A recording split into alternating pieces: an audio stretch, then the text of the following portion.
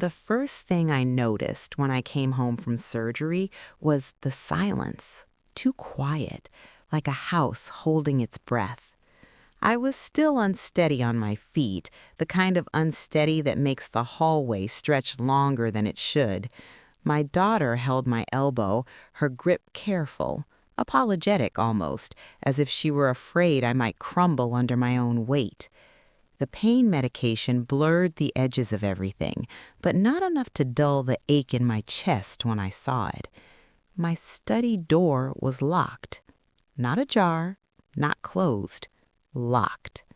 I stopped walking, just stood there in the middle of the hallway, my overnight bag slipping from my fingers until it hit the floor with a soft thud. The sound echoed more loudly than it should have. My daughter followed my gaze, then quickly looked away.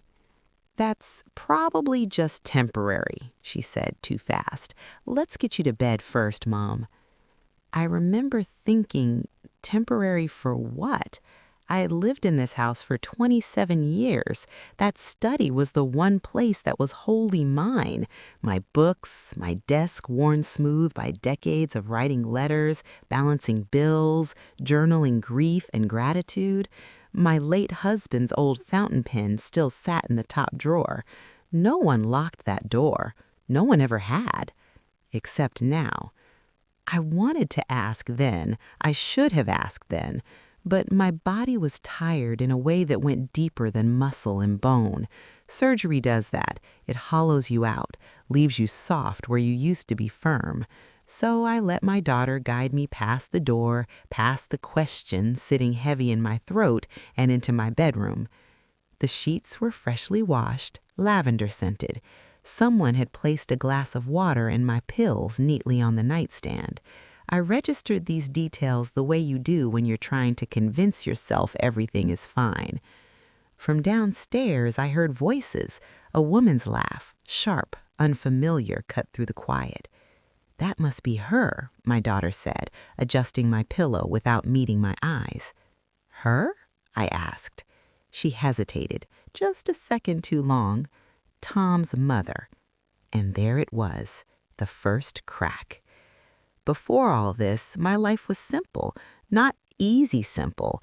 I was a widow in my early 60s, still working part-time as a bookkeeper for a local nonprofit. My days were steady. Morning tea by the kitchen window, the radio murmuring low, crossword puzzles on Sundays. I liked knowing where things belonged. My daughter, Emily, and her husband, Tom, had moved in 2 years earlier, temporarily. Housing prices had surged, Tom had switched jobs, and I had space. Family helps family. That's what I believed then. Tom was always confident. That's the polite word.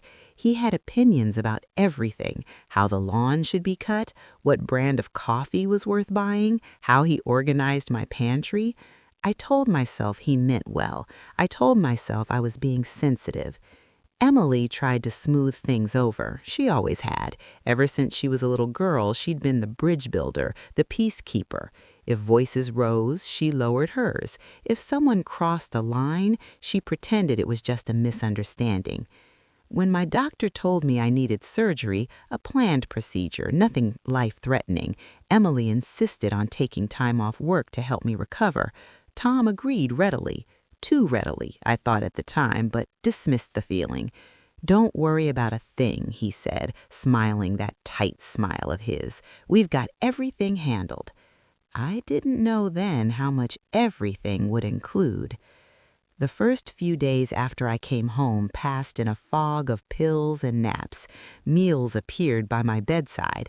The house hummed with activity, too much activity. Cupboards opened and closed at odd hours. The television downstairs stayed on late into the night. And always, when I shuffled down the hallway with my walker, that locked door waited for me. I asked Emily once lightly, as if it were a joke, "Did I lose my key?" She laughed, but it didn't reach her eyes. "Oh, Mom, don't worry about that right now." That answer sat wrong with me, like a pebble in a shoe, small but persistent.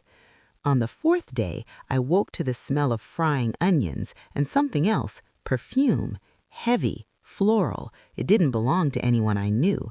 I made my way to the kitchen, each step a small negotiation with pain. At the table sat a woman I had never met, sipping coffee from my favorite mug. She looked up, smiled, and said, "You must be Margaret."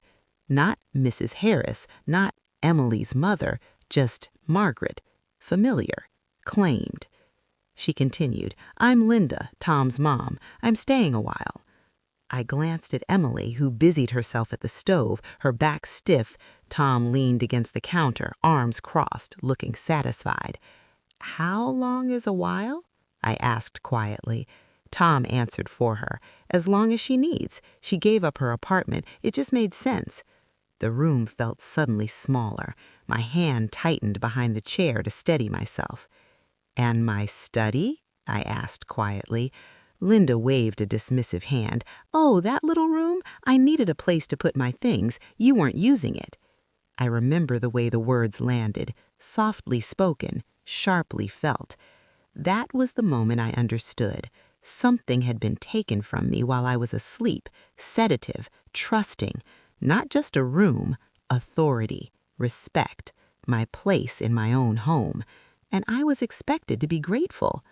I nodded then, even smiled, because that's what women like me were taught to do, to swallow discomfort to keep the peace. But inside, something old and steady began to wake up. That night I lay awake listening to the house breathe around me, every creak and footstep unfamiliar. My pain pulsed dully, but it was the locked door that hurt the most, not because of what was inside it, but because of what it meant. Sleep came in pieces, thin, fragile things that broke apart every time I shifted in bed. The pain medication dulled the sharp edges of my incision, but it did nothing for the heaviness pressing on my chest. Every sound in the house felt amplified. The low murmur of voices downstairs, the unfamiliar rhythm of footsteps that didn't belong to me or even to Emily. At some point after midnight, I heard laughter. Linda's laugh. It carried easily, the kind of laugh that assumes it has a right to be heard. I stared at the ceiling, tracing the faint water stain above the fan. My husband had promised to fix it years ago and never quite got around to it. The memory should have been comforting. Instead, it made my throat tighten. This house had been built on years of small promises, kept and broken, on quiet routines and shared grief. And now, without my consent, it was being rearranged. In the early morning, when the house finally settled, I made a decision, not a grand one, just a quiet promise to myself. I would pay attention. Before the surgery, my days followed a gentle rhythm. I woke early before anyone else and made tea in my old chipped mug. I liked the way the house felt then, still, obedient, waiting. I'd sit at the kitchen table with the newspaper folded just so, my reading glasses perched low on my nose. That was my time.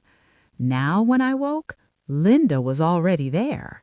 She had taken over the mornings as if they were hers by birthright. The radio was tuned to a talk station I didn't recognize, voices loud and argumentative. She cooked breakfast with a confidence that suggested familiarity, banging cabinets, rearranging utensils. "You really should keep the sugar closer to the stove," she said once, moving things around without asking. "It's more efficient." I watched from the doorway, leaning on my walker, feeling like a guest in my own kitchen.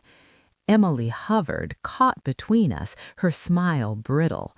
"Mom's still recovering," she said gently. "Maybe we shouldn't change too much right now." Linda turned, spoon in hand. "Oh, I'm helping. She needs rest. Let me take care of things." It was always framed as help. That's how she did it, how Tom did it too. Tom, who suddenly had opinions about my medication schedule. Tom, who suggested selling my car since you're not driving much anymore. Tom, who referred to the house as our place without hesitation. Each comment was small, reasonable even, but together they formed a pattern I couldn't ignore. And then there was the study door. I tried the handle one afternoon when no one was looking, just once. The lock held firm beneath my fingers, cold and final. I stood there longer than I meant to, my palm resting against the wood. I could almost feel my things on the other side, the spines of my books, the familiar clutter of papers, the framed photograph of my husband smiling on our anniversary. I turned away before the tears came. A week after I came home, my neighbor Ruth stopped by with a casserole. Ruth had lived next door for nearly as long as I'd lived here. She knew the house, the history, the way things were supposed to be. "Well, look at you," she said warmly, setting the dish on the counter. "Up and about already." "Slowly," I replied, smiling. She glanced around, taking in the unfamiliar throw pillows, the stack of boxes near the stairs. Her eyes lingered on Linda, who sat at the table sorting mail. "And who's this?" Ruth asked. Linda looked up, smiling brightly. "I'm the new lady of the house." The words hit the air and stayed there. Ruth blinked, then she laughed, assuming it was a joke. "Oh?" I felt something twist inside me. "She's Tom's mother. She's staying with us." Ruth's smile faded just a fraction. She looked at me, really looked, and I wondered what she saw. A woman diminished by pain, a homeowner displaced. "Well," she said carefully, "that's generous of you." Generous. The word tasted bitter. After Ruth left, Tom pulled me aside. His voice was low, controlled. "You didn't need to make it sound like we imposed." "I didn't," I said. "I told the truth." He exhaled through his nose. "We're family. There's no need to keep score." I thought of my locked door, of decisions made without me, of how quickly my authority had been dismissed. "Family," I repeated, "doesn't mean invisible." He looked at me then, really looked, and for a moment I saw something flicker in his eyes, annoyance, maybe even fear. But it passed. It always did. Later that evening, Emily came into my room and sat on the edge of the bed. She twisted her wedding ring around her finger, a habit she'd had since childhood whenever she was nervous. "Mom," she began, "I know this isn't ideal." "That's one way to put it," I said gently. She didn't have anywhere else to go, and Tom thought it would just be easier if she moved in. "Thought?" I echoed, "without asking me?" Emily's eyes filled with tears. "I didn't want to upset you before the surgery." I reached for her hand, feeling the familiar warmth. And by the second week, my body was healing faster than my sense of belonging. The stitches no longer pulled when I stood, and the dull ache had softened into something manageable. I could move around the house without the walker now, though I still carried it nearby, more out of habit than necessity. What hadn't softened was the tension. It sat in corners, in glances, in the way conversations stopped when I entered a room. I know his things then, small things, the way you do when you're no longer trying to be polite. Linda had rearranged the living room. My armchair, the one my husband used to nap in on Sunday afternoons, had been pushed closer to the wall. In its place sat a floral ottoman that clashed with everything else. My framed photos, weddings, graduations, anniversaries, had been replaced with hers, grandchildren I didn't know, holidays I hadn't shared. It was as if she were slowly erasing me, one decorative choice at a time. I stood there one afternoon, staring at the mantel, my hands clenched at my sides. Tom walked in behind me. "Looks better, doesn't it?" he said, "more updated." "Different," I replied. "It looks different." He shrugged. "Same thing." It wasn't. He knew it wasn't, but acknowledging that would mean acknowledging me.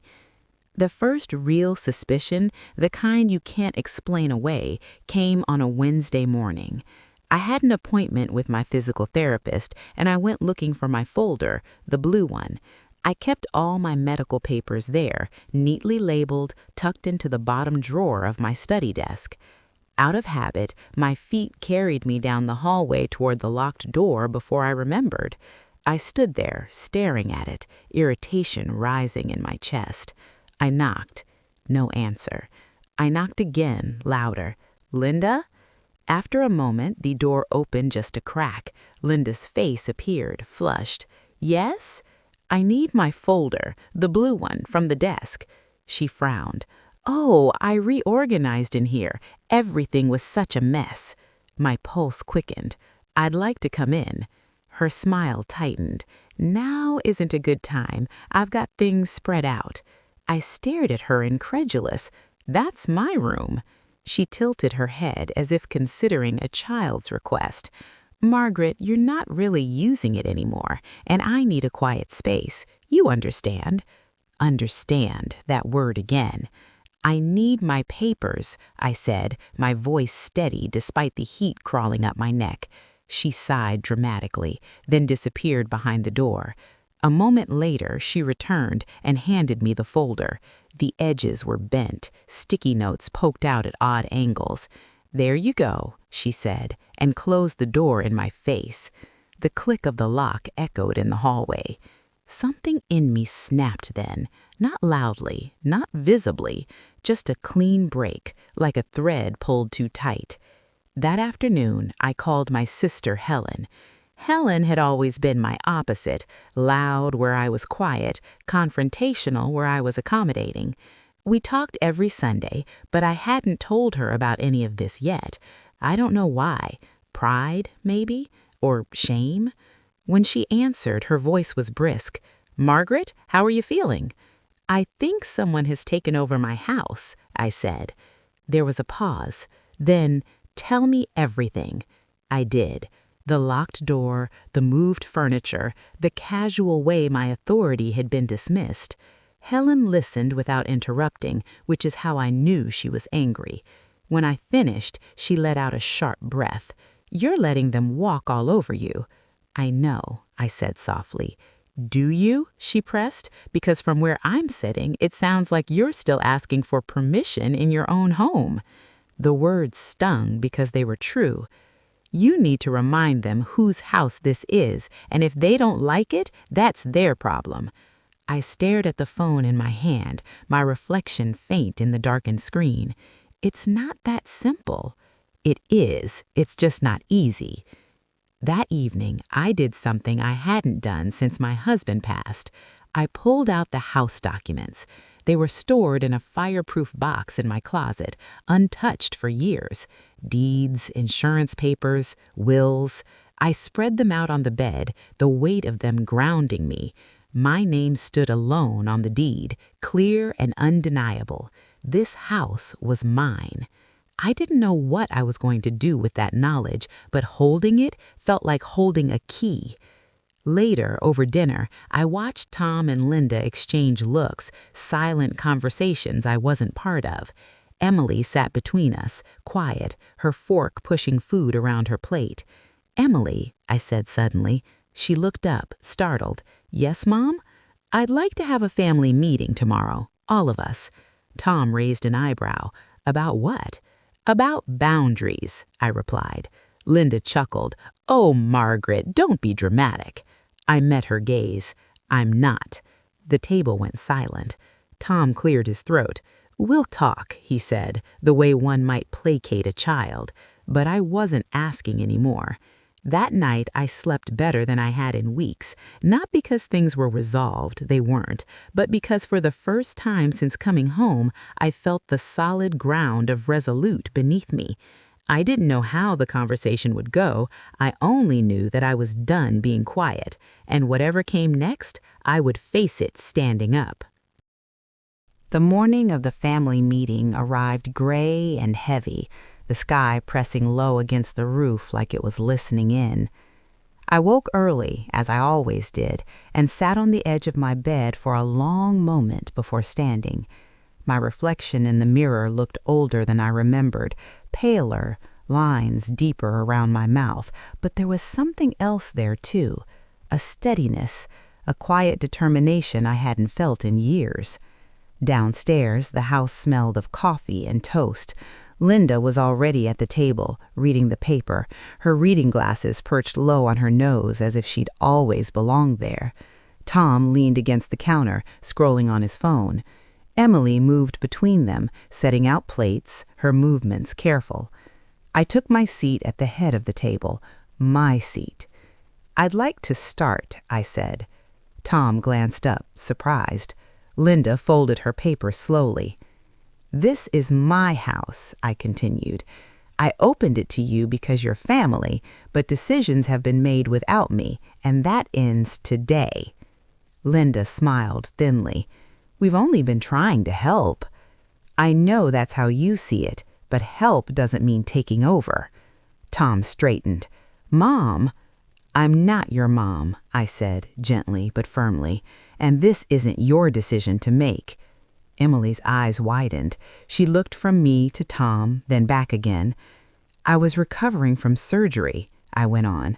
"While I was vulnerable, my study was taken from me. My belongings were moved. My space was locked away. That was not okay." Linda scoffed. "You weren't using it." "That doesn't matter. It was mine." Silence stretched between us. The clock on the wall ticked loudly, marking each second. Tom exhaled. "We didn't think it was a big deal." "That's the problem. You didn't think about me at all." Emily finally spoke, her voice trembling. "Tom, Mom's right. We should have asked." He looked at her, incredulous. "You're taking her side?" "I'm taking the truth side," she said, surprising both of us. Linda pushed her chair back. "So what is this really about? You want me out?" The question hung in the air, sharp and direct. "I want respect and my study back, immediately." Tom laughed, a short, humorless sound. "You're being unreasonable." I reached into my robe pocket and pulled out a folded paper, the copy of the deed I'd made the night before. I placed it on the table and smoothed it flat. "This house is in my name, legally and otherwise. I don't want it to come to this, but if my boundaries aren't respected, I will take steps to protect myself."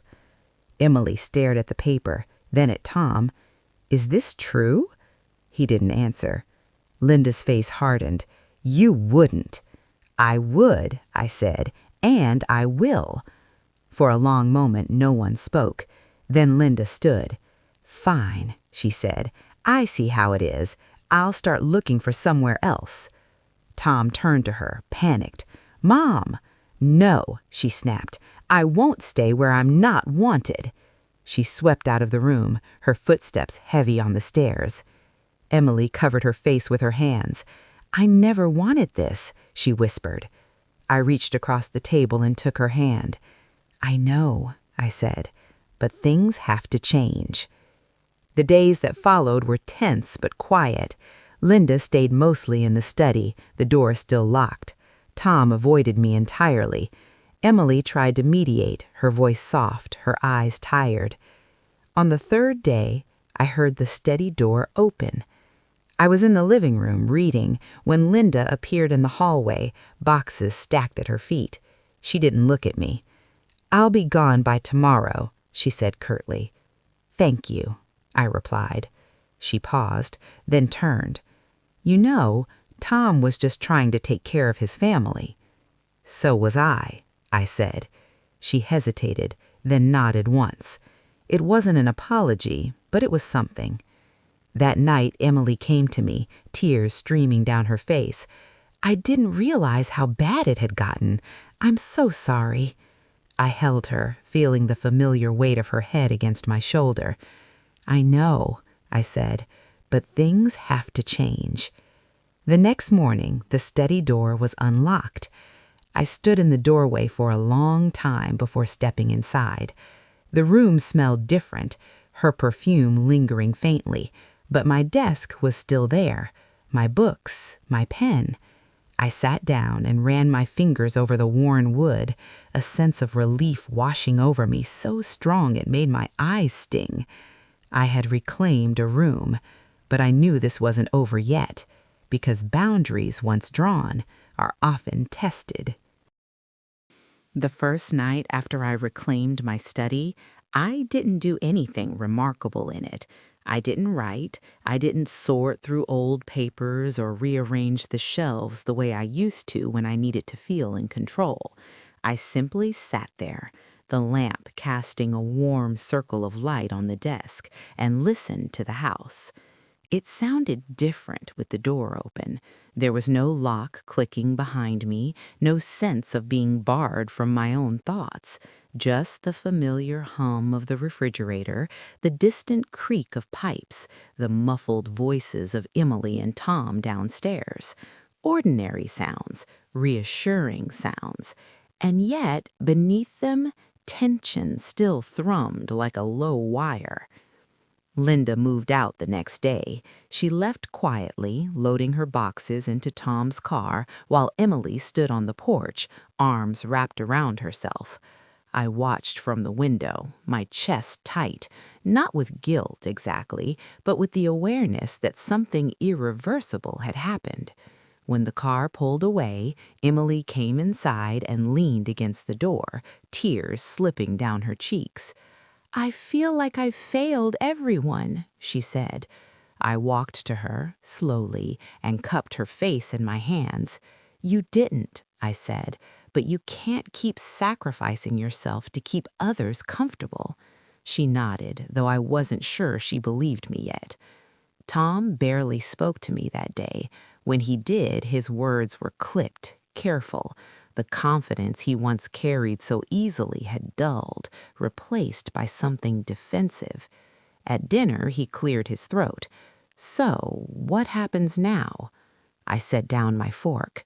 "Now," I said, "we talk about expectations." Emily looked up, hopeful. Tom looked wary. "I opened my home to you because I love you, but this is not a shared ownership situation. It never was. If you're going to live here, it will be with respect and communication. No more decisions made without me." Tom shifted in his seat. "And if that's not enough," I said evenly, "then you'll need to make other arrangements." The words hung between us. They weren't a threat, just a truth. The weeks that followed were an uneasy adjustment. Tom tried in his own way. He asked before making changes. He consulted me with household matters. But there was a stiffness to it, a sense that he was complying rather than understanding.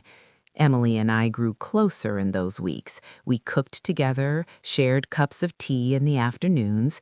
One evening, she admitted something she'd never said out loud before. "I'm always afraid of disappointing him," she said, staring into her mug. "Why?" I asked gently. She shrugged. "He has such strong opinions. It's easier to agree." I thought of all the times I had done the same. "Easier isn't always safer," I said. She looked at me then, really looked, and I saw recognition in her eyes. One afternoon, a letter arrived. It was addressed to me in Linda's sharp, looping handwriting. I sat at my desk, the familiar comfort of the room grounding me, and opened it carefully. "Margaret, I suppose I owe you an explanation. I've never been good at asking. When Tom offered, I took. I didn't think about how it would feel to be on the other side of that. Perhaps I should have.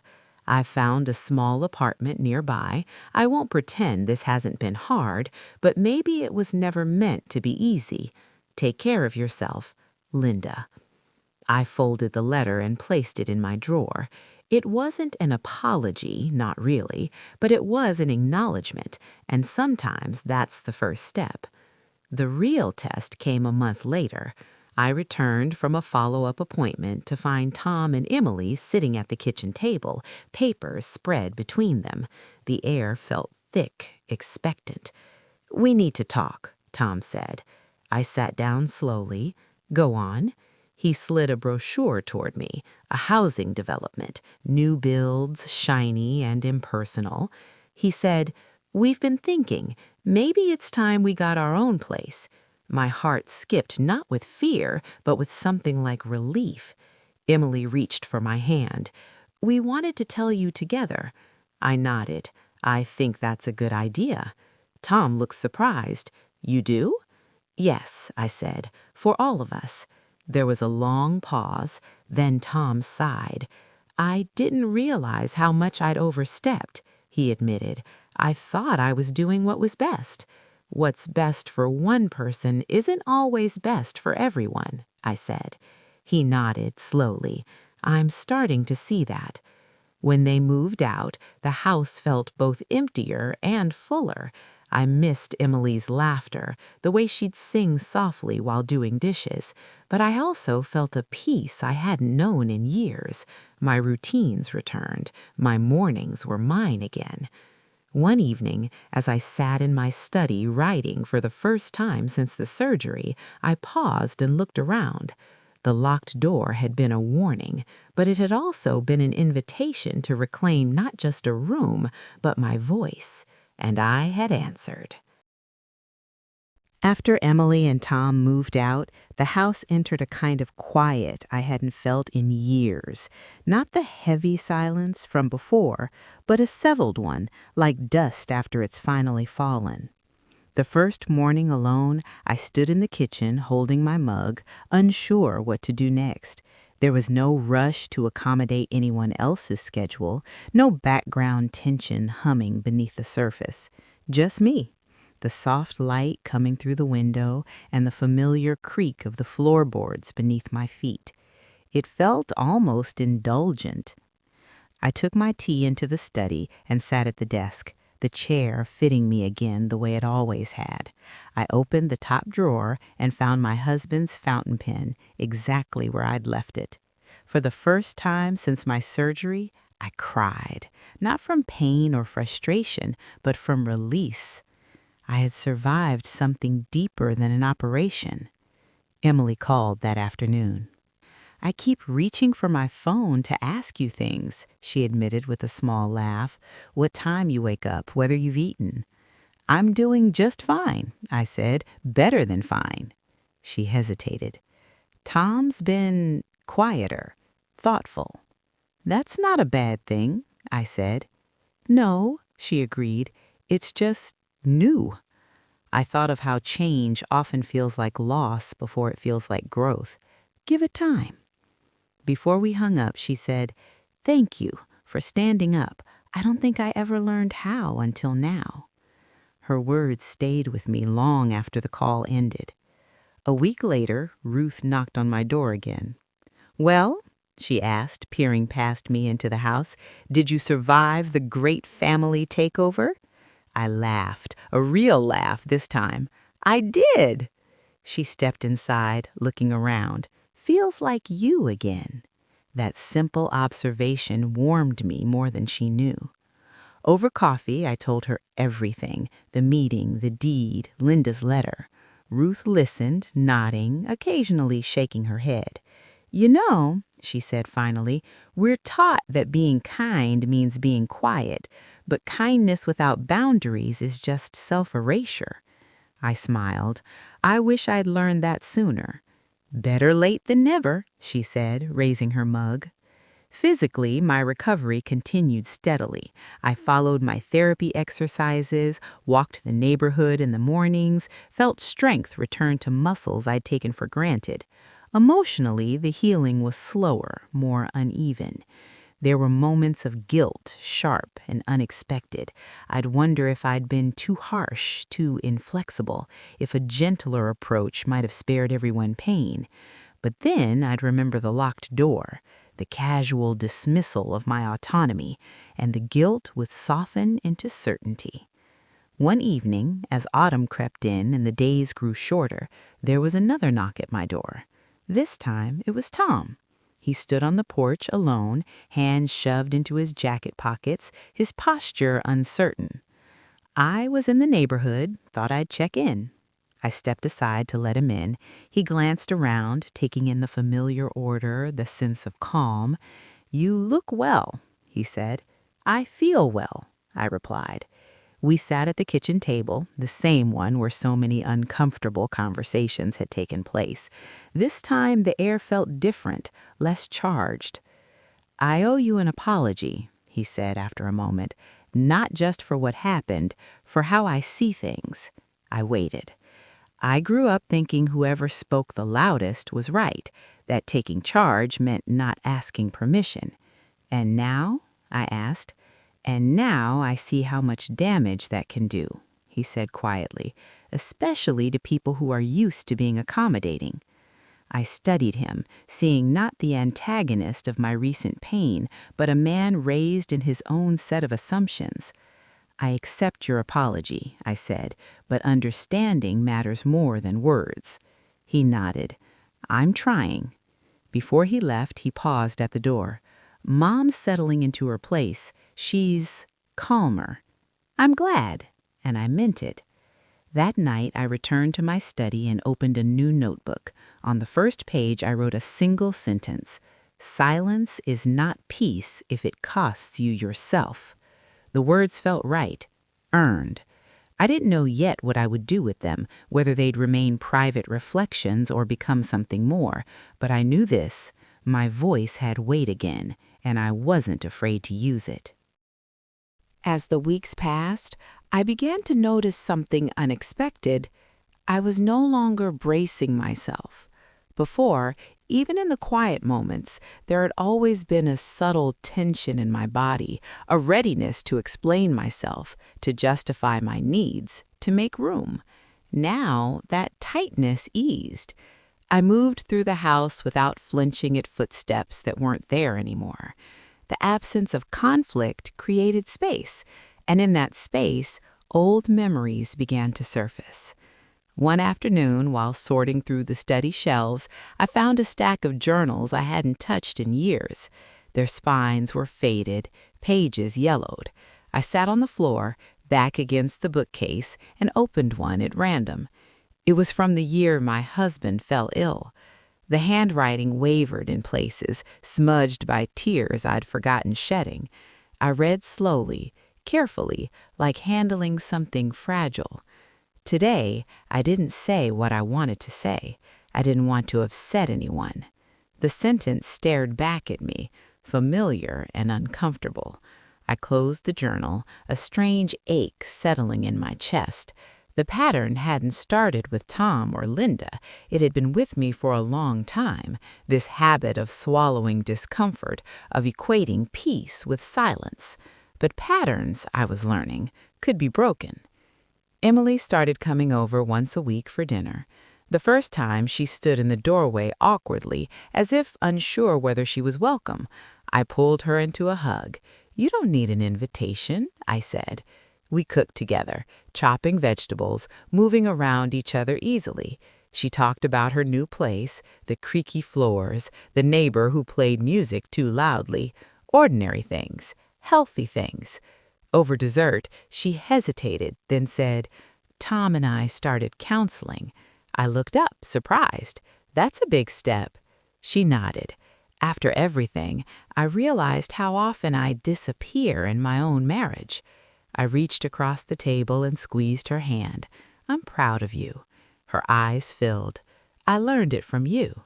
The irony wasn't lost on either of us. Not all moments were tender.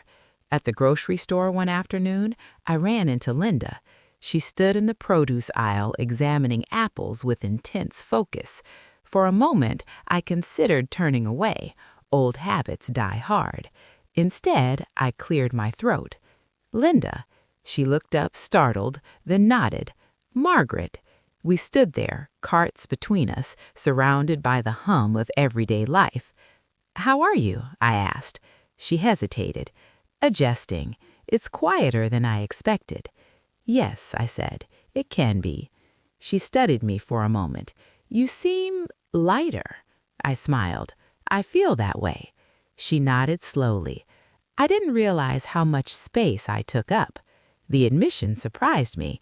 It softened something I'd been holding tight. I didn't realize how much I was giving away, I replied. We parted then, not as friends, but as two women who had learned something uncomfortable about themselves. As autumn deepened, I began volunteering again at the nonprofit where I'd worked part-time. Numbers, spreadsheets, quiet concentration. It felt good to return to something familiar. One afternoon, my supervisor asked if I'd consider leading a small workshop for younger staff. She said, "You have a way of explaining things, and people listen." The old me would have deflected, declined politely. The new me said, "I'd be happy to." Standing in front of that room, sharing not just technical knowledge, but lived experience, I felt a confidence I hadn't known was missing. My voice didn't shake. My thoughts were clear. Afterward, a young woman approached me. "Thank you," she said. "I'm learning to speak up too." I drove home that day with the windows down, the cool air filling the car, a sense of purpose settling comfortably around me. That evening, I received a message from Helen. "Proud of you," it read. "Took you long enough." I laughed aloud and typed back, "You were right." Her reply came quickly. "I know." One night, as I prepared for bed, I paused outside the study. The door was open, light spilling into the hallway. For a moment, I considered closing it out of habit. Instead, I left it open. Some doors, once unlocked, don't need to be shut again. I climbed into bed, the house quiet and familiar, and thought about the months behind me. The surgery, the betrayal, the confrontation.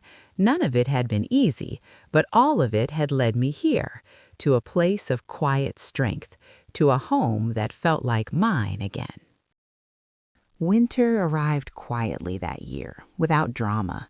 No sudden storms, no heavy snowfall that shut the world down, just colder mornings, breath visible in the air, frost creeping along the edges of the windows like delicate lace.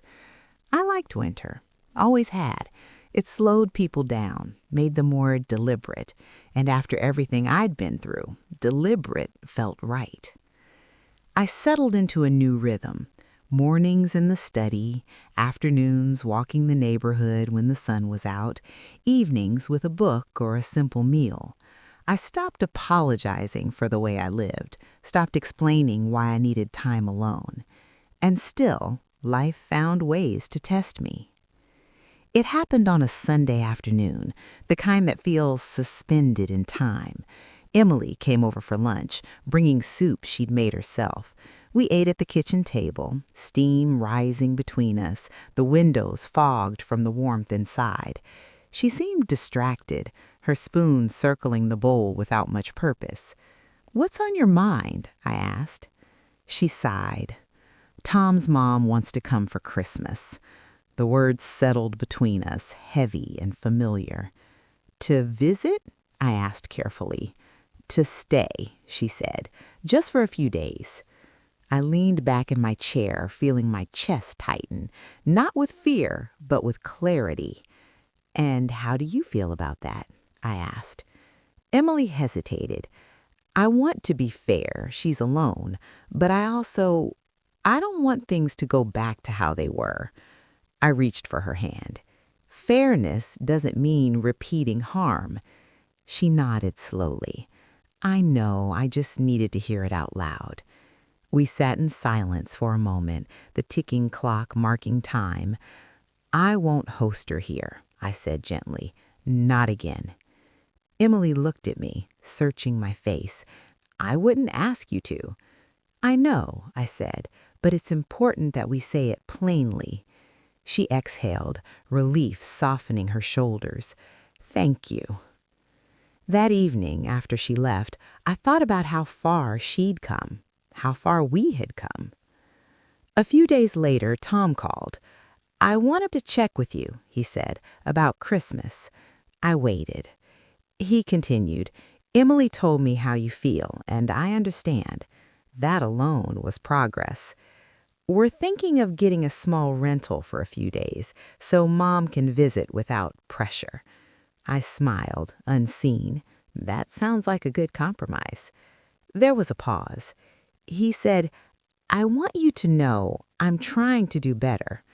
I see that, and that matters. When the call ended, I sat quietly for a long time, reflecting on how different this conversation would have been just months earlier. Growth doesn't announce itself loudly. It arrives in moments like these, calm, respectful, earned. Christmas came and went gently.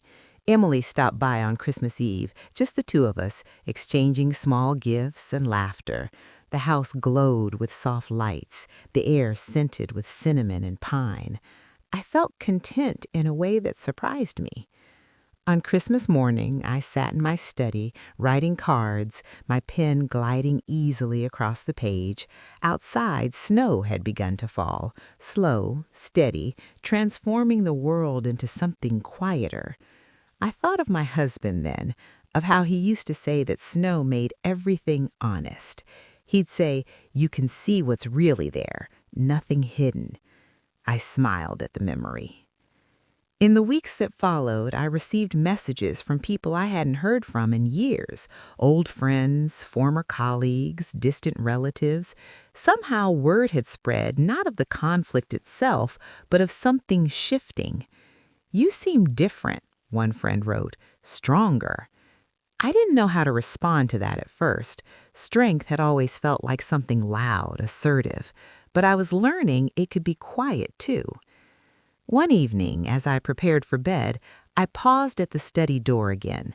The room was tidy but lived in, papers stacked neatly, books slightly askew, the lamp casting its familiar glow.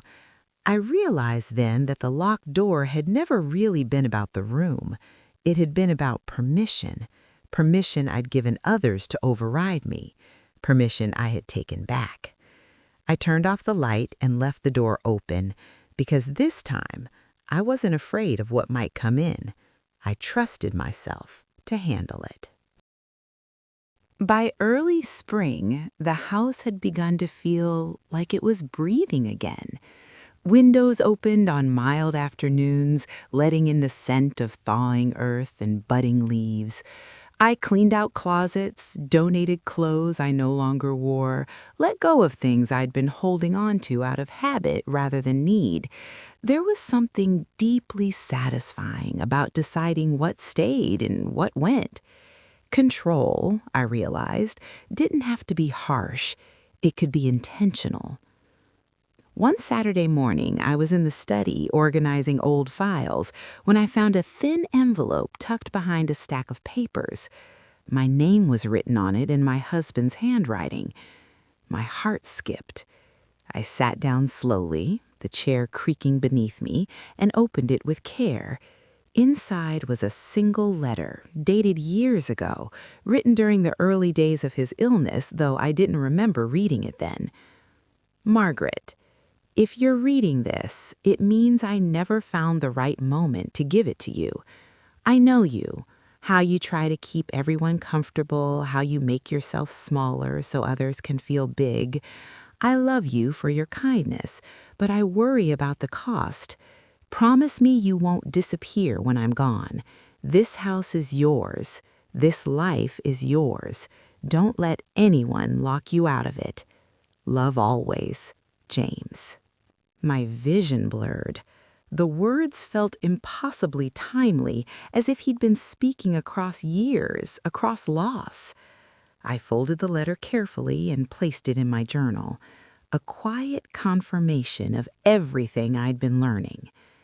Emily came by that afternoon, her cheeks flushed from the breeze. She brought tulips, bright yellow, cheerful.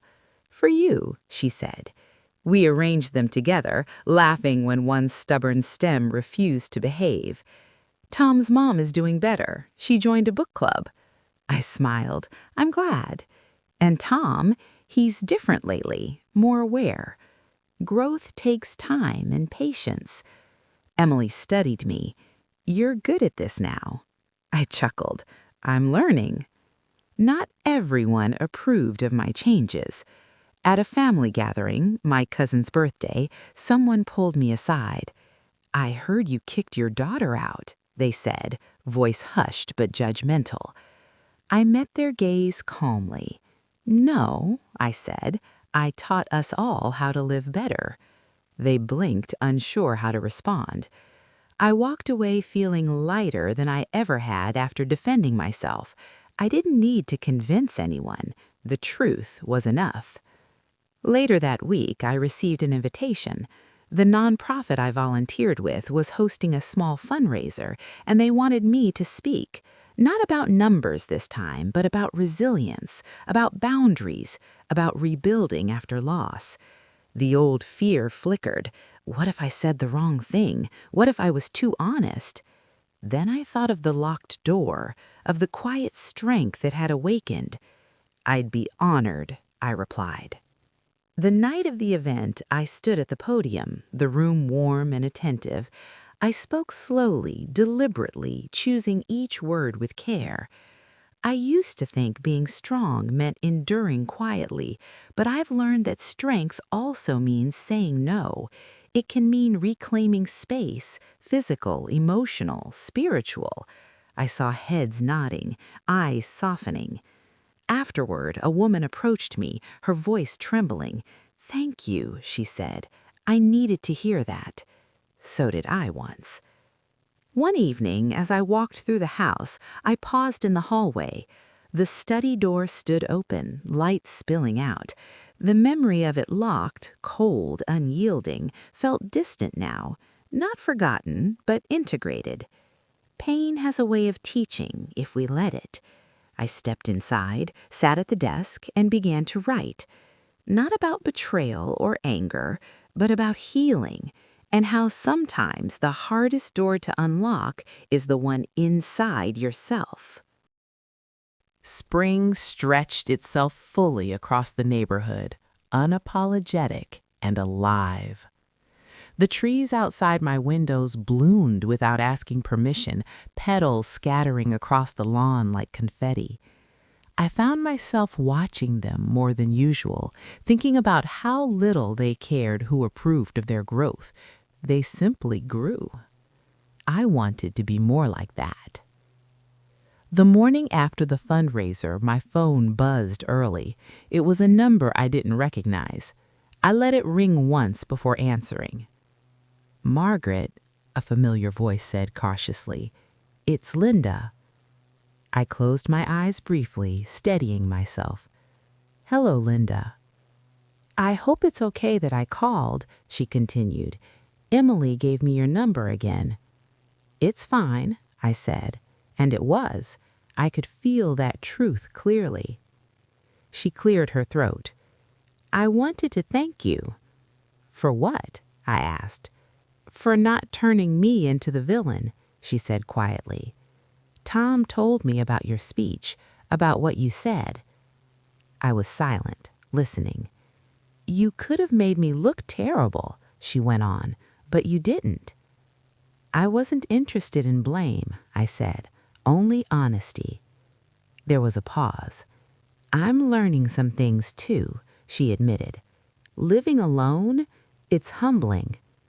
"I imagine it is," I said gently. When we hung up, I sat for a long time with the phone in my hand. Forgiveness, I was learning, didn't always come with fireworks. Sometimes it arrived quietly, like a door left open rather than slammed shut. A few days later, Helen came to visit. She swept into the house like she always did, energy filling every corner. "Well," she said, hands on her hips, "look at you, thriving." I laughed. "That obvious?" She walked through the house, inspecting things theatrically. No tension, no eggshells, just peace. We sat in the study, tea steaming between us. "You know," she said, "I worried about you after the surgery, not physically, emotionally." "I know," I said. "You always took on too much," she continued. "I'm glad you finally put some of it down." "So am I replied. Before she left, she hugged me tightly. "I'm proud of you," she whispered. That meant more than she knew. Emily invited me to dinner at their new place the following weekend. It was small, cozy, imperfect in the way first apartments often are. She'd cooked nervously, apologizing for the slightly overdone chicken. Tom hovered at the edge of the kitchen. "Mom, Margaret, can I show you something?" He led me to a small room off the hallway. "We made this into an office," he said. "Emily said it mattered." I smiled softly. "It does." At the table over dessert, Tom looked at me and said, "Thank you for not giving up on us." "I didn't," I said. "I just stopped giving up on myself." Emily reached for my hand, squeezing it. The gesture felt equal now, not dependent. That night, back home, I lay in bed listening to the quiet, not the hollow quiet of loneliness, but the full quiet of balance. I thought about all the women I'd known, my mother, my aunts, friends, who'd been taught to bend until they nearly broke, who confused endurance with virtue. I wished I could sit them all down and tell them what I knew now, that it's okay to take up space, that compassion doesn't require self-erasure, that doors don't get locked by accident. The next morning, I woke with an idea that felt both terrifying and right. I opened my laptop in the study and began to type. Not a journal entry this time, a story. Mine. I didn't know where it would lead, whether anyone would read it, but that wasn't the point. The point was that I finally trusted my voice enough to let it speak. Outside, writing became my quiet rebellion. Every morning after that first long session, I returned to the study with a sense of purpose that surprised me. I didn't always know what would come out. Some days it was memory, others reflection, but I showed up anyway. The pages filled slowly, honestly. I wrote about the surgery, the fear of not waking up the same person. I wrote about the locked door, how it felt like a verdict delivered while I was unconscious. And I wrote about the moment I decided I would no longer make myself smaller for the sake of peace. Some days the words came with tears, other days with relief. I didn't tell anyone at first. This was just for me. One afternoon, as I was revising a passage, there was a knock at the door. It was Ruth, holding a small box. "I found these while cleaning out my garage," she said. "Thought of you." Inside were old photo albums, hers and her late husband's. "I can't look at them without crying," she admitted. "But you seem good at sitting with things." I smiled softly. "I'm learning." We sat together on the couch, flipping through pages, sharing stories. Grief, I realized, didn't disappear when you faced it, but it softened, made room for something else. "You've changed," Ruth said quietly. "I've come back," I corrected. Emily noticed it next. "You're lighter," she said during one of our weekly dinners, "like you're not carrying something invisible anymore." "I set it down," I said. She hesitated, then asked, "Are you happy?" The question caught me off guard. I thought about it carefully. "Yes," I said finally, "not because everything is perfect, but because I'm honest now." She smiled. "I want that." "You already have it," I replied. "You just have to keep choosing it." The manuscript grew, pages stacked neatly in a drawer, the same one where my husband's pen rested. Sometimes when I felt stuck, I'd hold it, tracing the cool metal, imagining what he might say. "Keep going," I could almost hear him whisper. One evening, Helen called. "I got an email from someone at a community center," she said. "They're hosting a storytelling night. Your name came up." I laughed. "My name?" "She said you spoke at a fundraiser, made an impression." The idea made my stomach flutter. "I don't know if I'm ready."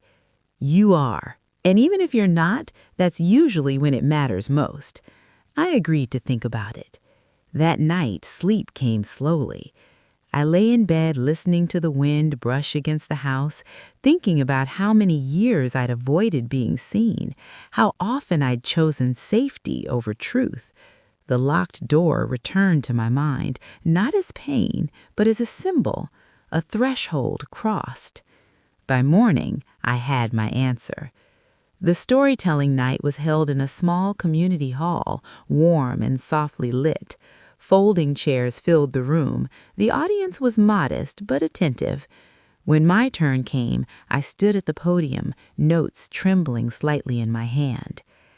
"I want to tell you about a door," I began. I told them about coming home from surgery, about finding it locked, about what it took to unlock it, not just physically, but emotionally. I didn't name names, I didn't dramatize, I simply told the truth. When I finished, the room was quiet.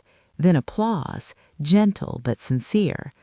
Afterward, people approached me, women mostly, some with tears in their eyes. "That was my story too," one said.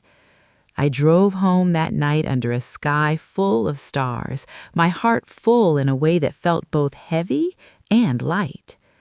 A week later, an email arrived from a small publisher. They had heard my story, wanted to know if I'd consider sharing more.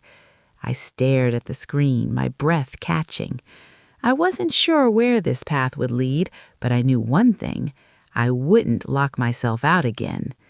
Late that evening, I stood in the hallway looking at the study door. Open, always open now. And for the first time in a long while, I didn't feel the need to guard it. I trusted myself.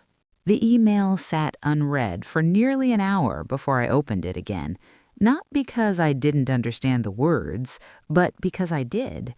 "We'd love to talk about your manuscript." For most of my life, I had been the kind of woman who prepared herself for disappointment before allowing even a flicker of hope. It felt safer that way. But now, sitting alone in my study with the late afternoon sun warming the desk, I let myself imagine just for a moment what it might mean to be heard beyond these walls. I replied simply, honestly, yes, I'd be open to a conversation. Then I closed the laptop and went for a walk. The neighborhood looked different when I walked without rehearsing conversations in my head. I noticed the way the magnolia tree on the corner was already budding, stubbornly early. I noticed a child chalking a crooked hopscotch path on the sidewalk, her laughter echoing down the street.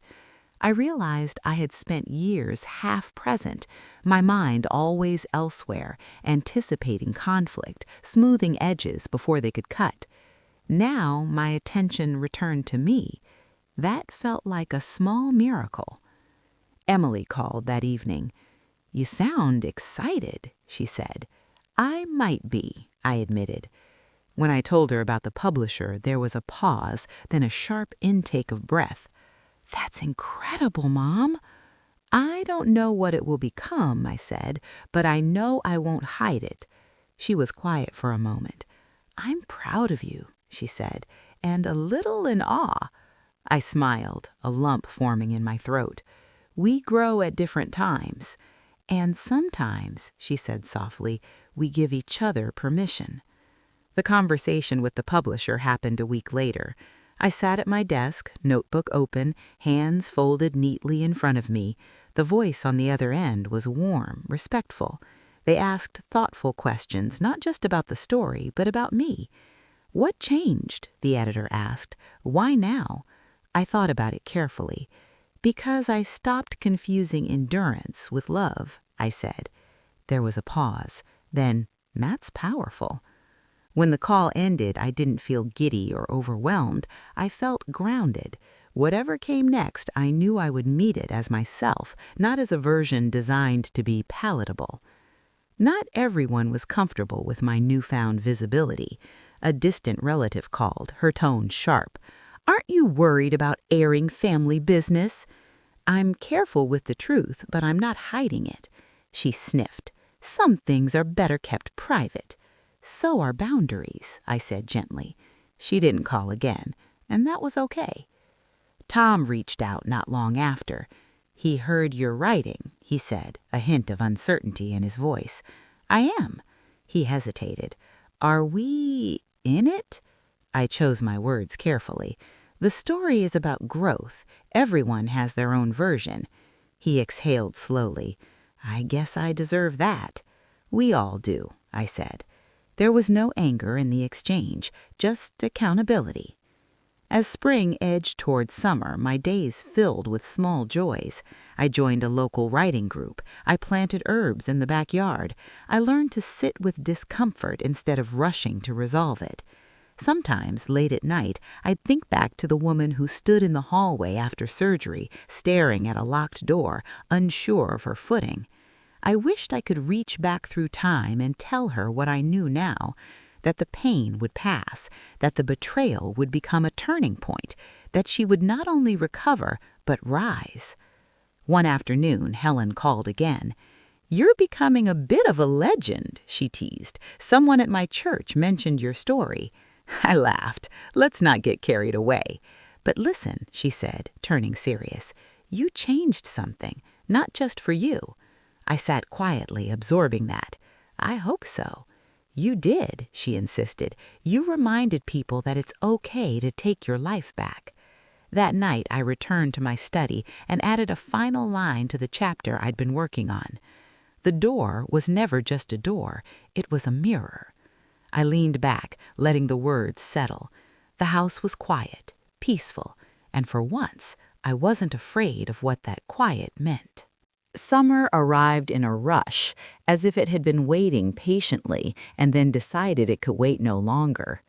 The days grew long and bright, sunlight spilling into the study early in the mornings, lingering well into the evening. I began opening the windows as I wrote, letting the sounds of the neighborhood drift in, lawn mowers humming, children shouting, birds arguing in the trees. Life, unapologetically present. The manuscript took shape in ways I hadn't expected. It wasn't just about the locked door anymore. It was about all the quiet moments that led up to it, the years of small compromises, the careful politeness, the unspoken belief that my needs were somehow optional. Writing it down felt like mapping a terrain I'd traveled without realizing it had a name. The publisher sent notes, gentle, thoughtful suggestions. "Can you linger here?" one comment asked. "Let the reader sit in that moment longer." So I did. I wrote about the weight of the key in my hand when the study door was finally unlocked, about the smell of someone else's perfume clinging to my curtains, about the strange mix of grief and triumph that settled in my chest when I realized I had been right to fight for myself. Some days I had to stop and step away. The emotions still surprised me, rising up when I least expected them. But I always came back. Emily visited one Saturday afternoon carrying iced tea and a cautious smile. "I read the draft you sent," she said, settling onto the couch. "And?" I asked, trying to sound casual. She took a breath. "It was hard," she admitted, "but it was honest, and it made me see myself more clearly." "That was never my goal," I said quickly. "I know," she replied, "but it was a gift anyway." She hesitated. "There's one part about how silence teaches others what they can get away with." I nodded. "That was a hard truth for me." "It was for me too," she said softly, "but I needed it." We sat together then, not speaking, the shared understanding between us deep and unspoken. Tom was slower to engage. When he finally read the manuscript, he didn't call right away. Days passed. I wondered if I'd gone too far. Then one evening my phone rang. "I finished it," he said. "And?" I asked. "I didn't like seeing myself that clearly," he admitted, "but I can't argue with it." "That wasn't the point," I said gently. "I know," he replied. "Still, I'm glad you wrote it." It wasn't absolution, but it was accountability, and that mattered. The first printed proof arrived in the mail on a Tuesday afternoon, a plain envelope, nothing dramatic. I carried it into the study with careful hands and opened it slowly. The pages were crisp, the words familiar and strange all at once. My story, no longer just mine. I traced my name on the title page, feeling a quiet awe. Not pride, exactly, something deeper. Ownership. I hadn't asked permission to tell this story. I'd simply told it. That evening, Ruth came over with a bottle of wine. "To celebrate," she said, grinning, "I heard the news." We sat on the back porch, the air warm, fireflies beginning to blink in the yard. "You know," she said, swirling her glass, "I wish I'd learned this lesson earlier." "Me too," I said, "but we learn when we're ready." She nodded. "And sometimes when we're pushed." The book release was modest, no grand launch, no fanfare, a small gathering at a local bookstore, folding chairs again, familiar faces, some strangers. I stood at the podium, holding the book, feeling a flutter of nerves that felt almost welcome. I didn't set out to write a cautionary tale. I wrote a reminder, to myself first, and then maybe to others. I read a short passage, the moment of the locked door. The room grew quiet, attentive. Afterward, people lined up to talk, to thank me, to share pieces of their own stories. One woman, my age, held my hands tightly. "I thought it was too late for me," she whispered. I squeezed back. "It's not." That night, alone again, I returned to the study. The door was open, as it always was now. I sat at the desk, running my fingers over the smooth wood, and allowed myself a moment of stillness. The journey hadn't been easy, but it had been necessary, and I knew with a certainty that settled deep in my bones that whatever came next, I would never again give my power away quietly. After the book came out, something unexpected happened. People began to see me differently. Not in a dramatic, headline-grabbing way, but in small, subtle shifts. The way acquaintances listened when I spoke, the way family members hesitated before making assumptions, the way silence no longer felt like something I was required to fill. At first, it unsettled me. For years, I had been the quiet constant, the accommodating one, the woman who kept the peace by absorbing the discomfort of others. Now there was a new awareness around me, as if people were unsure whether I would still play that role. I didn't rush to reassure them. Invitations arrived from places I hadn't expected. A local community center asked if I would speak at a small gathering about life transitions. A women's group wanted me to lead a discussion on boundaries. Even the library requested a reading. Each time I hesitated before saying yes, not because I didn't want to, but because I was learning to check in with myself first. Did I have the energy? Did I want to share that day? Or did I need quiet? Sometimes the answer was no, and saying no, kindly and without explanation, felt like another small act of healing. Emily noticed the change. "You don't rush anymore," she said one afternoon as we walked through a farmer's market. "I used to," I admitted. "I thought if I slowed down, everything would fall apart. And now? Now I see that things fall into place when I do." She smiled. "I'm trying to learn that too." The relationship with Tom settled into something new, less fraught, more honest. We didn't pretend everything was fine. We acknowledged the cracks and worked around them. One evening over dinner, he said, "I used to think leadership meant deciding for everyone." "And now?" I asked. "And now I know it means listening," he replied, "even when it's uncomfortable." I nodded, especially then. Not all reactions were positive. Some relatives distanced themselves, uncomfortable with the mirror my story held up. Others tried to minimize it. "It was just a misunderstanding," one aunt said dismissively. "No," I replied calmly, "it was a pattern." She didn't argue. The most surprising shift, though, happened inside me. I stopped apologizing for taking up space. When I spoke fully. When I rested without guilt. When I felt anger, I examined it instead of swallowing it whole. I began to trust myself again. One afternoon, months later, I found myself standing in the hallway where it had all begun. The study door was open, sunlight spilling out onto the floor. I remembered the panic I'd felt that day, the weakness in my body, the fear that something essential had been taken from me while I wasn't strong enough to defend it. I placed my hand on the doorframe now, steady. Nothing had been taken. I had simply been reminded of what was already mine. Helen stopped by with a stack of letters readers had sent her to pass along. "People feel seen," she said. "That's rare." I leafed through them slowly. Stories of locked rooms, of voices ignored, of boundaries crossed in the name of family, and stories of women and men who had decided to stop shrinking. I felt a swell of gratitude, not for the pain that sparked it all, but for the clarity that followed.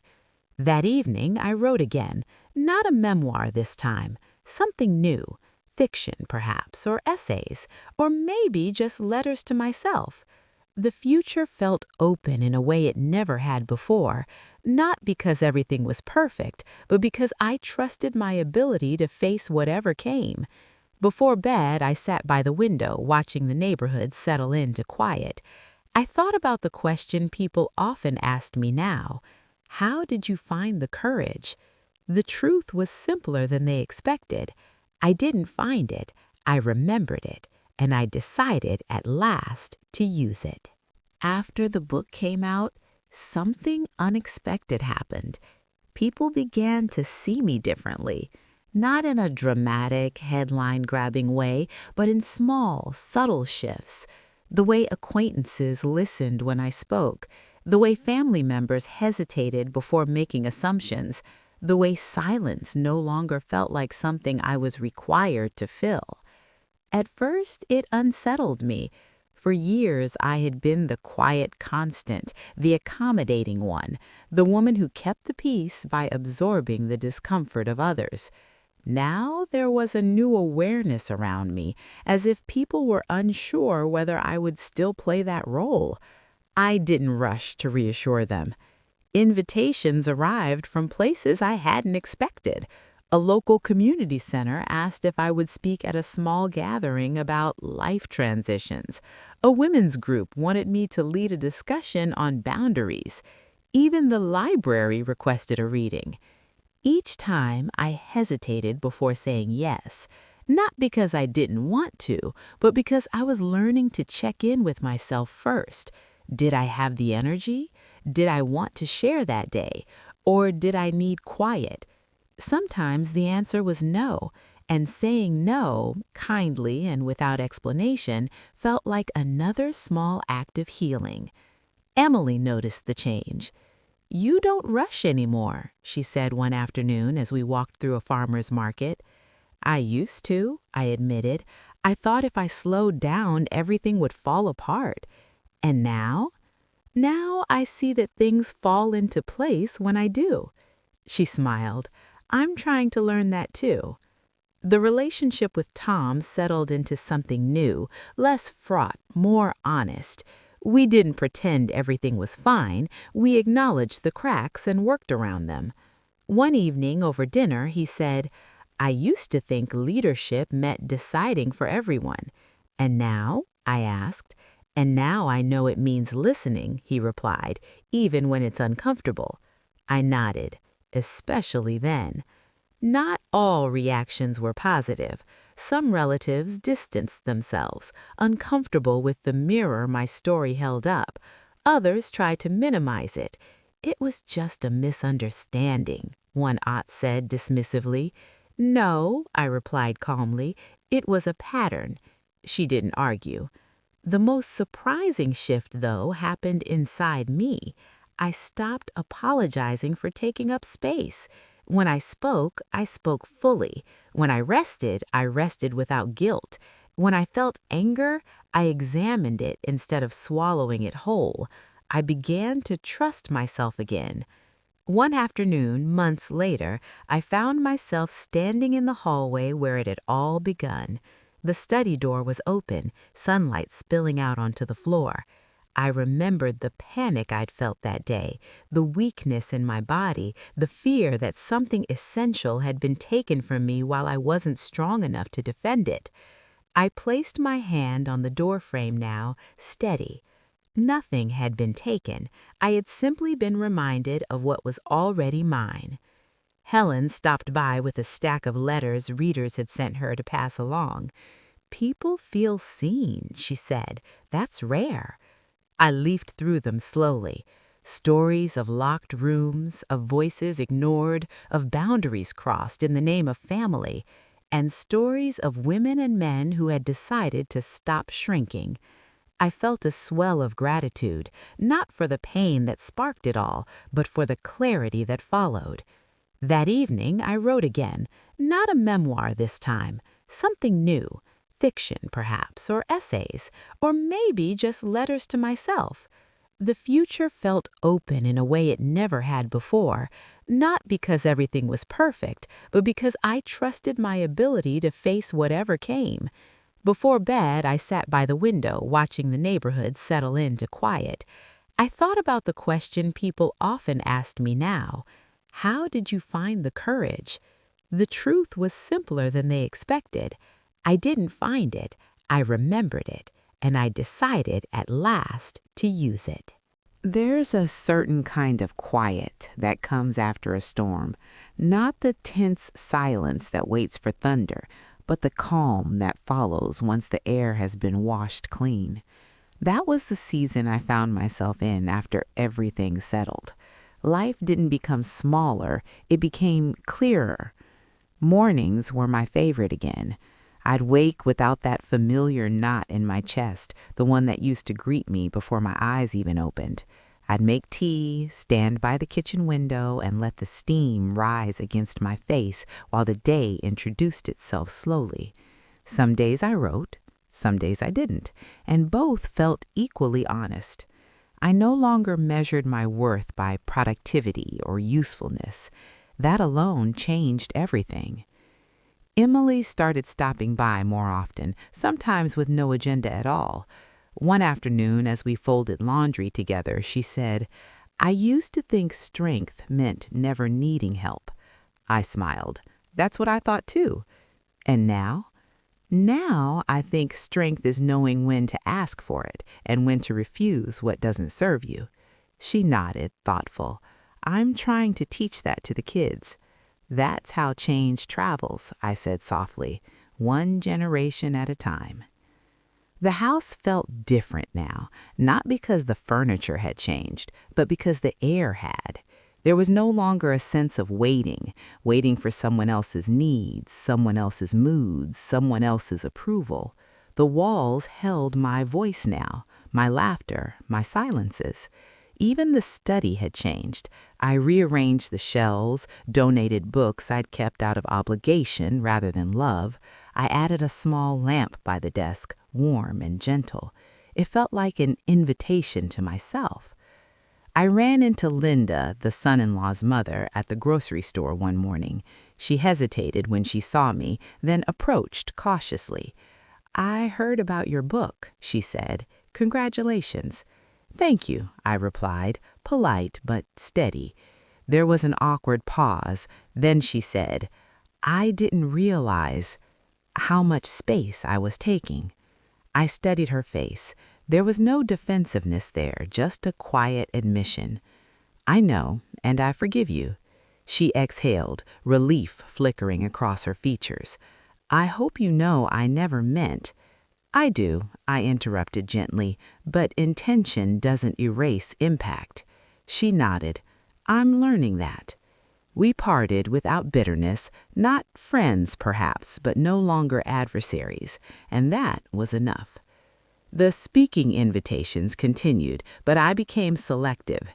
At one event, a young woman asked during the Q&A, "How do you set boundaries without losing people?" I considered her question carefully. Some people will leave, I said honestly, but the ones who stay will know you more fully, and you'll know yourself. She swallowed, nodding. Sometimes the truth isn't comforting, but it is freeing. There were still hard days, moments when old habits resurfaced, when I caught myself apologizing unnecessarily or agreeing too quickly. But now I noticed. And noticing was the first step toward choosing differently. One evening, I sat alone in the living room, flipping through old photo albums, pictures of birthdays, holidays, smiling faces carefully arranged. I saw myself in the background of many of them, present but quiet, supporting but rarely centered. I didn't feel regret, just compassion for the woman I had been. She had done the best she could with what she knew, and she had carried me here. As autumn approached, I began planning a small trip just for myself. Nothing extravagant, a quiet town by the water, a place to think, to write, to breathe. When I told Emily, she smiled. "You never did that before." "I know," I said. "I'm starting now." The night before I left, I stood once more in the study. The door was open, as it always was. I ran my hand along the bookshelf, the desk, the familiar edges of a space that had become sacred again, not because it was perfect, but because it was mine. I turned off the light, closed the door gently, and went to bed. Not to escape my life, but to continue living it, fully awake. The town by the water greeted me with a kind of stillness I hadn't known I was craving. It wasn't silent. There was the steady hush of waves against the shore, the distant cry of gulls, but it carried no expectations. No one there knew my history, my family dynamics, or the version of myself I had spent years performing. I checked into a small inn with white curtains that fluttered in the breeze and a wooden desk positioned just beneath a wide window. I unpacked slowly. For once, I wasn't rushing toward anything. Each morning began the same way. I woke early, wrapped myself in a sweater, and walked along the beach while the world was still half asleep. The sand was cool underfoot, the horizon pale and waiting. I thought about the woman I had been and the woman I was becoming, and realized they weren't opposites, they were chapters. I wrote in the afternoons, sitting at the desk with a cup of coffee that always went cold before I finished a paragraph. The words came differently here, less urgent, more exploratory. Not confessions, questions.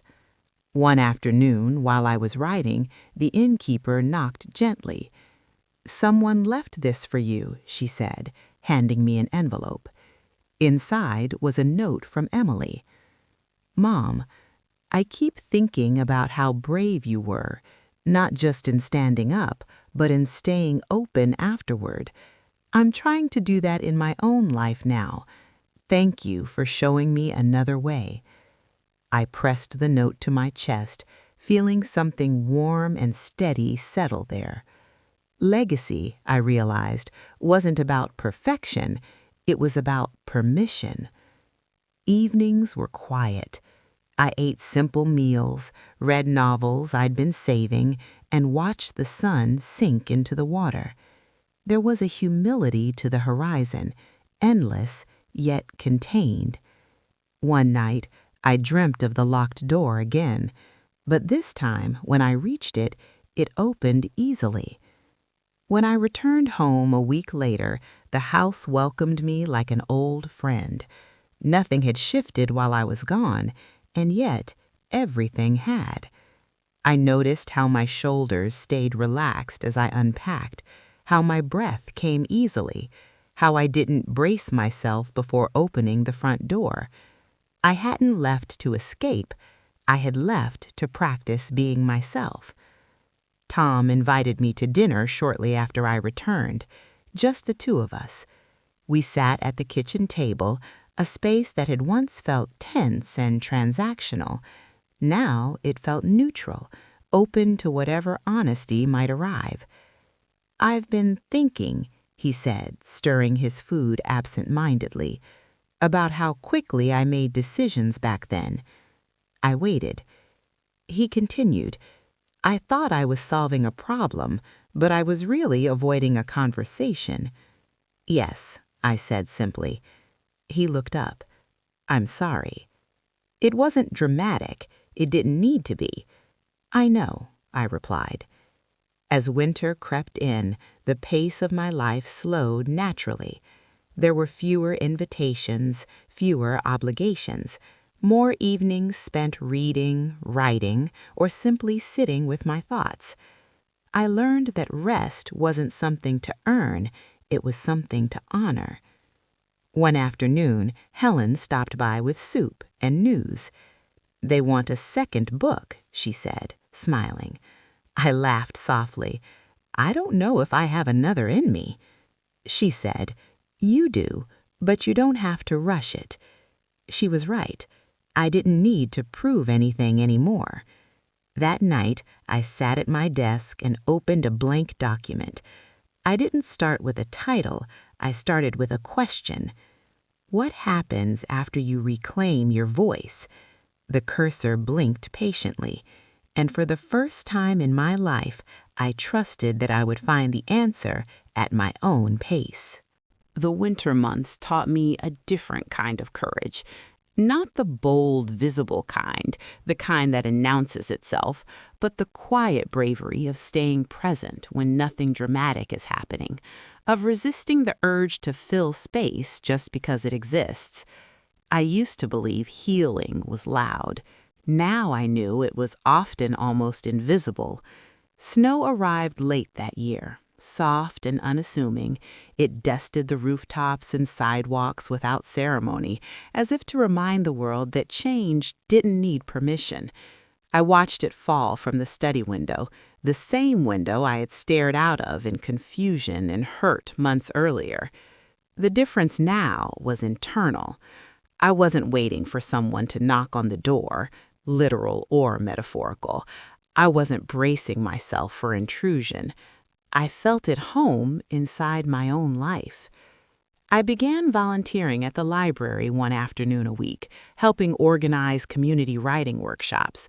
There was something grounding about sitting at a long table with strangers, each of us bent over our own notebooks, each carrying stories we hadn't yet told. One woman, older than me, leaned over one day and whispered, "I don't think my story matters." I looked at her carefully. "It does," I said, "even if only to you." She smiled, a little shy. That might be enough. It often was. Emily called me one night after the kids were asleep. "I had a moment today," she said. "What kind of moment?" I asked. "The kind where I almost didn't speak up," she admitted, "but then I heard your voice in my head." I smiled into the phone. "What did you do?" "I spoke," she said, "and the world didn't end." "No," I agreed softly, "it rarely does." The holidays came and went quietly. No dramatic gatherings, no forced smiles, just small intentional moments, a shared meal, a walk in the cold air, a phone call with someone who genuinely wanted to connect. I used to think family meant proximity. Now I understood it meant respect. One afternoon, sorting through old paperwork, I found the hospital discharge papers from my surgery. The date stared back at me, stark and precise. That day had changed everything. I held the papers for a moment, then placed them in a folder labeled Finished. Not forgotten, finished. The second book began to take shape, slowly. It wasn't about betrayal or confrontation. It was about aftermath, about the choices we make once the dust settles, about how power isn't just reclaimed in moments of crisis, but maintained in daily decisions.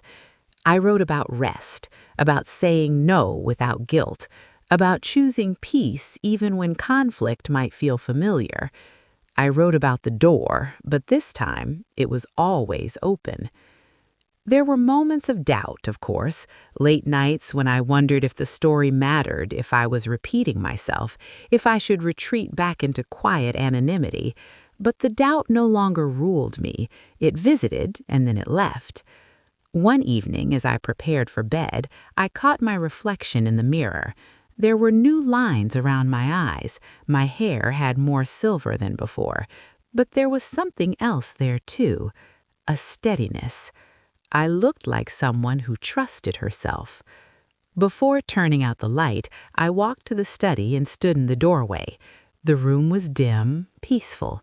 I thought about the question I'd written weeks earlier. What happens after you reclaim your voice? The answer had been unfolding all along. You learn how to live with it. By the time spring returned, it felt less like a season and more like a quiet confirmation. The trees outside my window bloomed without asking permission. The light lingered longer in the evenings, and inside me, something settled into a shape that finally felt familiar. Not happiness in the way movies promise it, but peace in the way real life delivers it.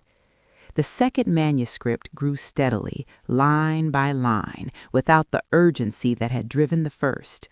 I wrote in the mornings now, when my mind was clear and the world still gentle. I no longer felt the need to push through exhaustion just to prove I could. There was strength in stopping. There was wisdom in waiting. One morning, while sorting mail, I found an envelope with unfamiliar handwriting. Inside was a letter from a woman in another state. She wrote about caring for her grandchildren while her daughter worked long hours, about how slowly, without realizing it, her home had stopped feeling like her own, about how she'd listened to my story late one night, sitting at her kitchen table after everyone else had gone to bed. I locked my bedroom door for the first time yesterday, she wrote, not because I was afraid, but because I wanted to remember I could. I folded the letter carefully, hands trembling.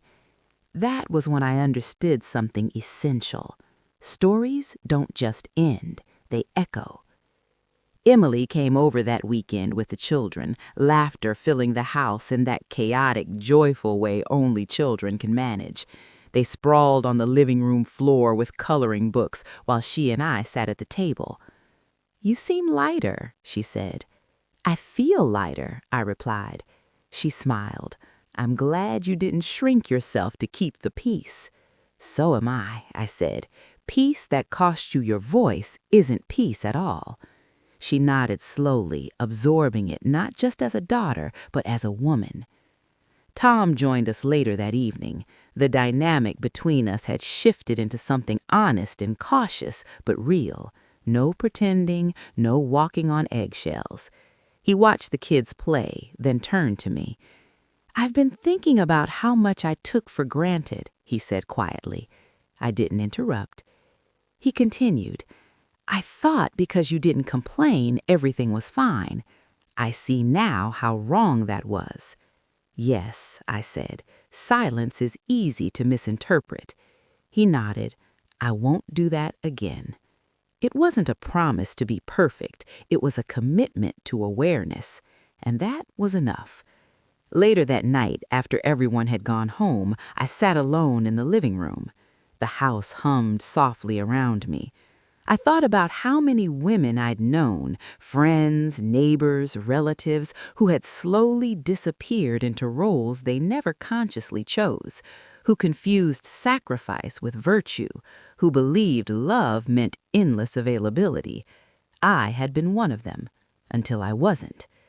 The next speaking event was larger than the others, a full room, faces turned toward me, waiting. I stood at the podium, feeling the familiar flutter, but no fear. "I used to believe boundaries were walls, but they're not. They're doors." I paused, letting the words land. "They tell us where we end and others begin, and without them, we don't connect, we collapse." The room was silent, listening. Afterward, a man approached me, his expression thoughtful.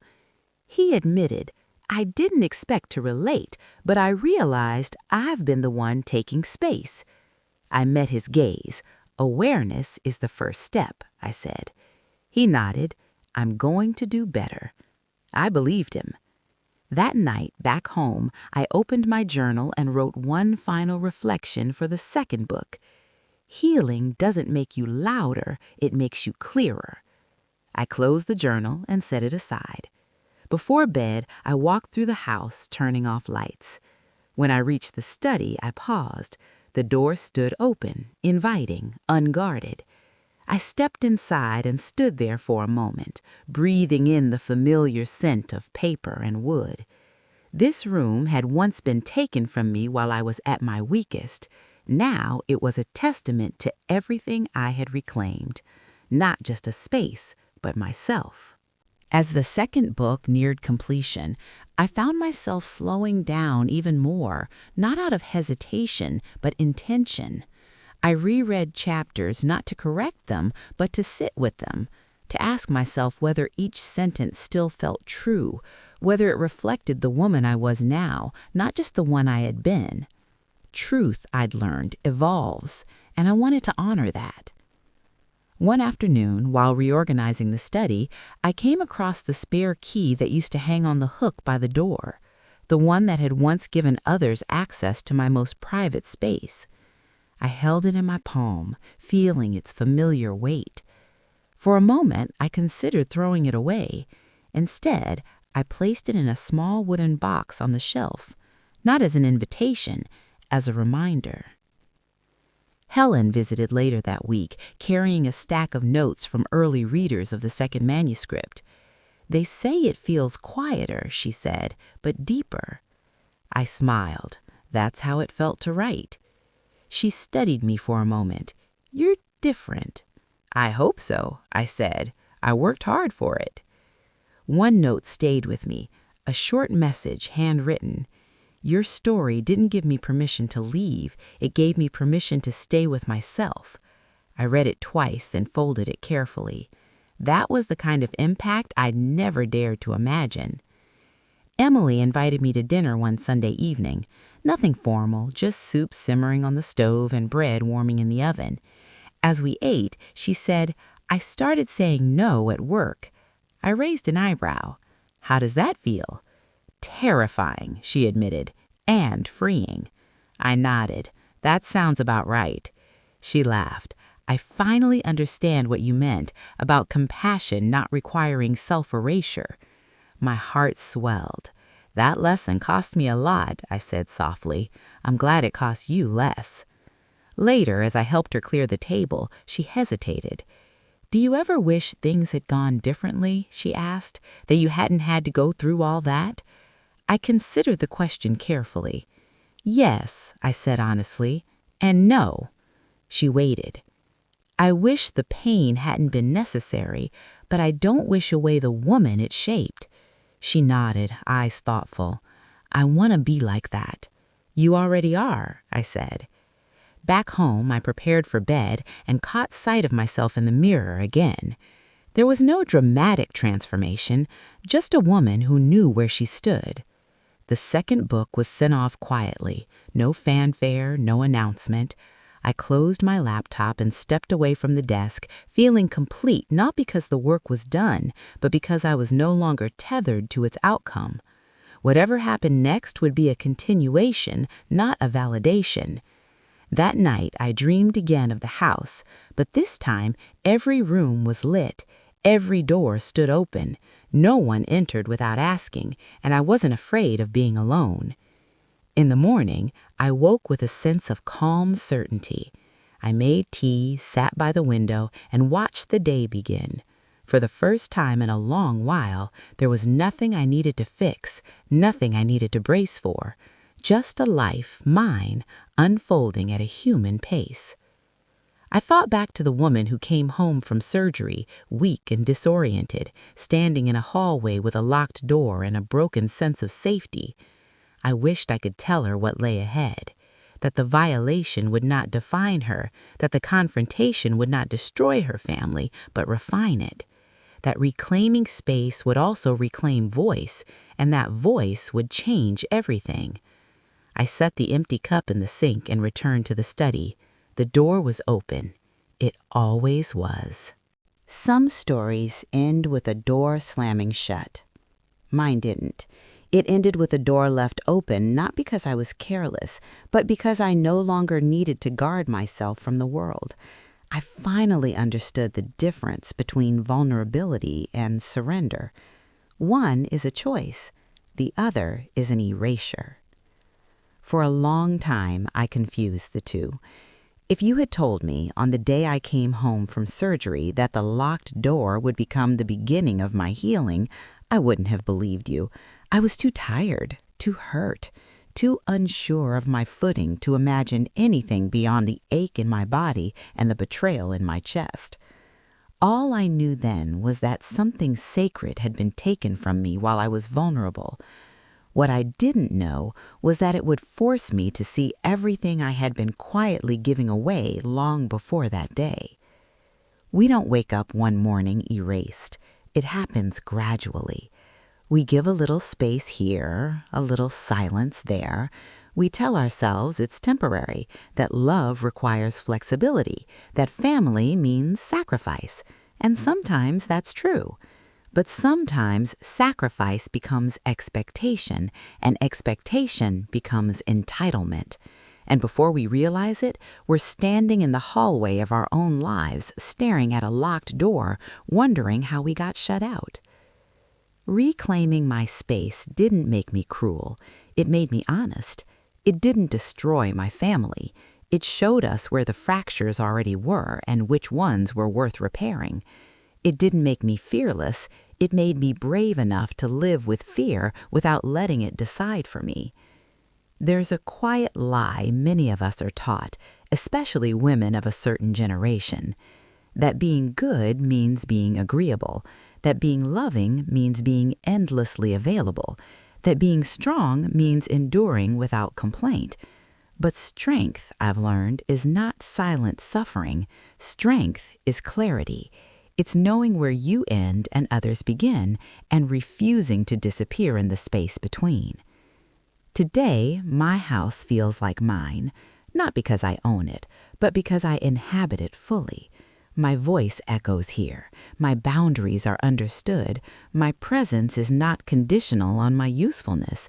And, perhaps most importantly, I no longer need permission to exist as I am.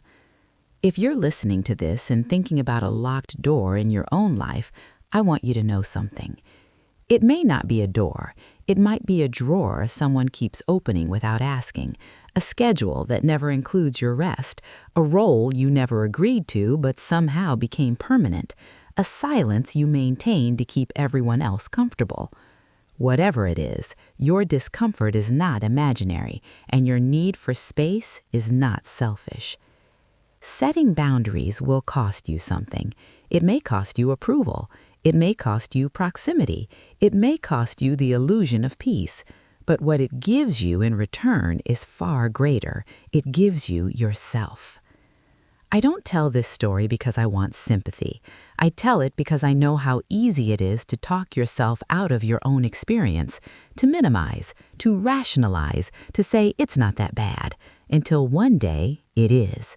And you realize healing didn't begin when someone apologized or changed, but when you finally listened to the voice inside you that had been whispering all along. If my story stirred something in you, sit with it.